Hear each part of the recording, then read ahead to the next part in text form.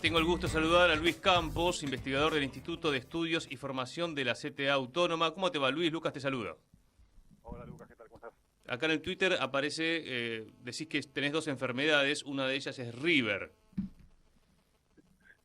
Sí, a ver, son esas enfermedades que se traen desde la cuna, que últimamente nos viene dando bastantes alegrías, por cierto, pero están no bien, deja de están ser una bien. enfermedad. Yo soy hincha de Boca, te cuento. Para el domingo, ¿cómo te ves? Tranquilos.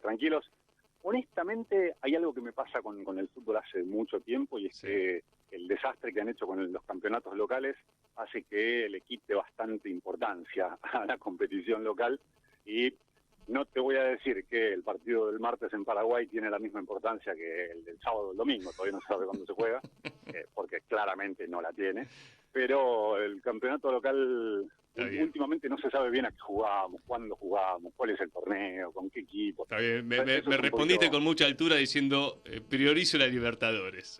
No, definitivamente, por ganar la Libertadores a fin de año te firmo cualquier resultado del fin de semana, no tengo ningún problema, guarda el audio. Luis, vamos a hablar primero del proyecto de la Unión Cívica Radical de reforma laboral, o ahora quieren llamarle modernización. Vos decías en las redes sociales que sería como un espejo del DNU 70 del gobierno. Más que un espejo, te diría, es un copiar y pegar. ¿Viste? Cuando el Word, los que todavía trabajamos con Word, usamos la función Control-C, Control-V, o sea, copiamos y pegamos. Bueno, eso es básicamente lo que hizo el bloque de diputados. A ver, la conducción del bloque de diputados de la UCR, vamos a ser un poco más precisos porque hay un sector, el sector que responde a Facundo Manes, que parecería que no está de acuerdo con este proyecto. Y llamativamente en el Senado, la UCR presentó un proyecto que tiene características bastante distintas a este que impulsó la conducción del bloque de diputados, que es, como te decía, un copiar y pegar del decreto de necesidad de urgencia 70, con algunas modificaciones, en algunos casos para mejor.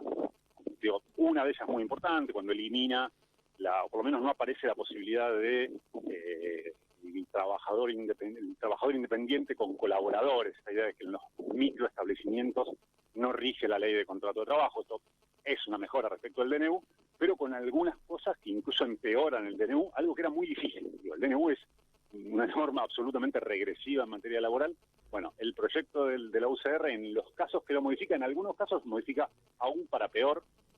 Por ejemplo, en el caso del financiamiento de las organizaciones sindicales, o en la posibilidad de llevar adelante conflictos y reclamos colectivos en los trabajadores y trabajadoras de la educación. Digo, en esos casos, el proyecto que le presentó la UCR al Gobierno Nacional, que recordemos, por ahora es una propuesta, todavía no tiene estado parlamentario, si no ingresó al Congreso Nacional, pero es un proyecto que llamativamente, sorpresivamente, logra estar a la derecha de Sturzenegger.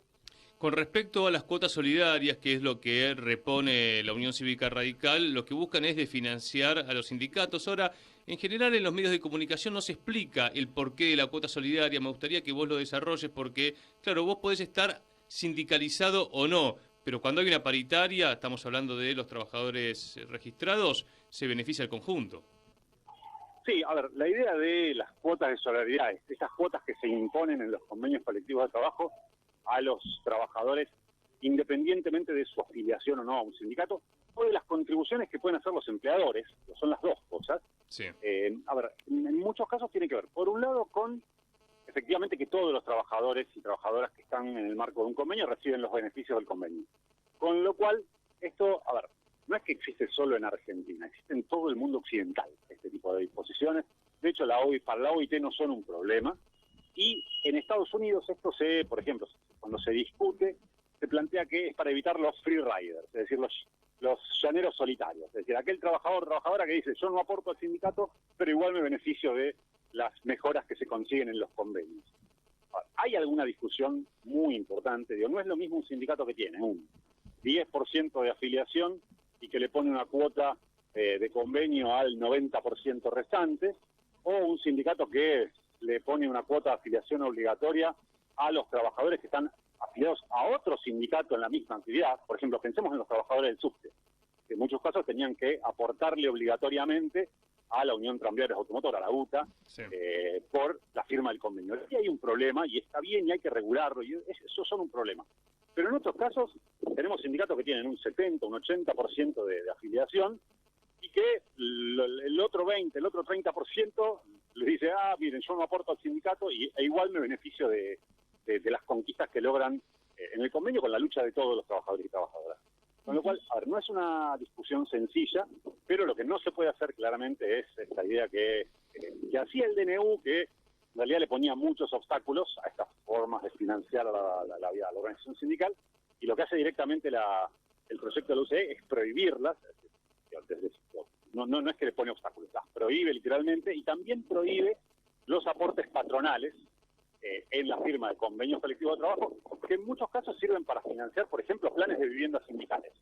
Hay muchos planes de viviendas sindicales que se negocian en los convenios colectivos de trabajo con un aporte del empleador. Y hoy es una conquista de los trabajadores y las trabajadoras.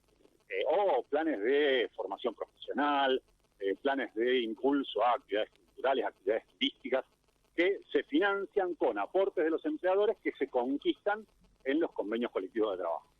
La UCR directamente prohíbe todo eso, que es una práctica que existe en nuestro país, les diría, desde los años 40, cuando se empezaron a firmar los primeros convenios colectivos de trabajo.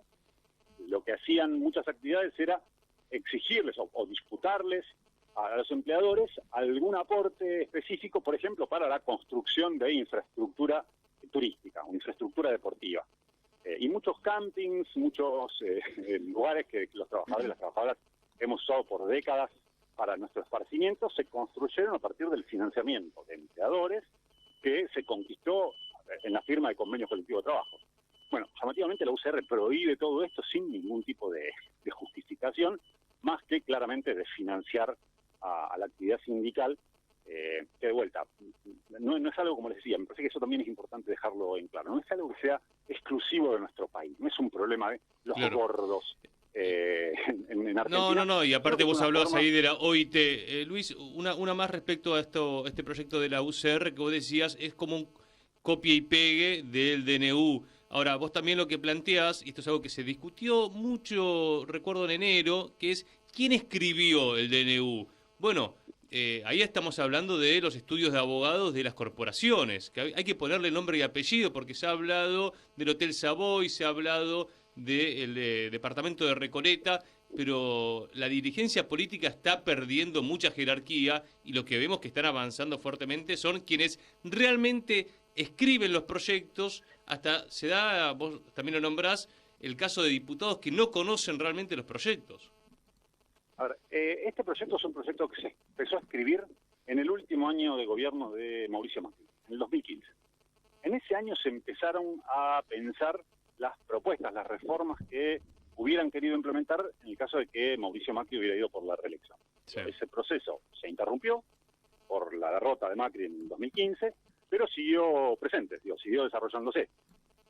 ¿Quién llevó adelante este proceso? A ver, para ponerle nombre y apellido, en Argentina no hay muchos estudios corporativos, estudios jurídicos corporativos. ¿Qué es un estudio jurídico corporativo?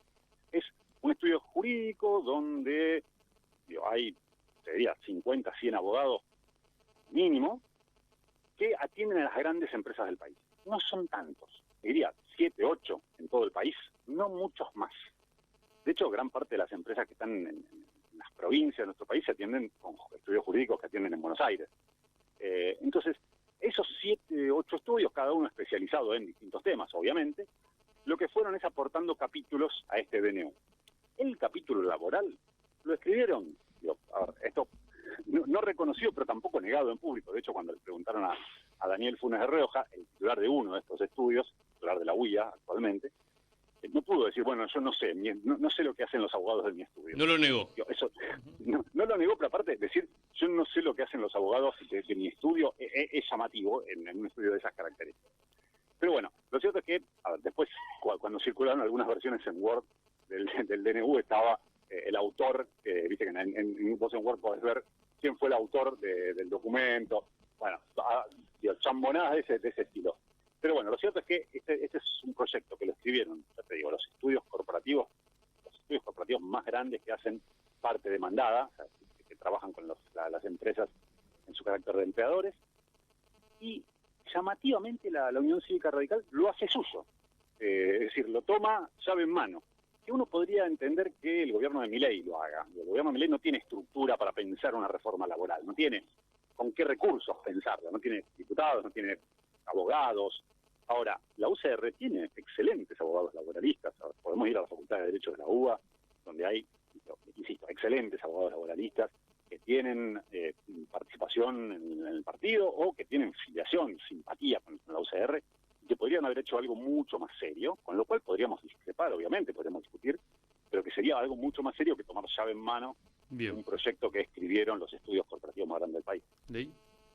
No, quería preguntarte más que nada por ponerle foco en la cuestión judicial, por este fallo de la Corte Suprema, y sobre todo ponerle foco en la cuestión de la reforma laboral, porque ahí habían tenido un freno el decreto de Milei.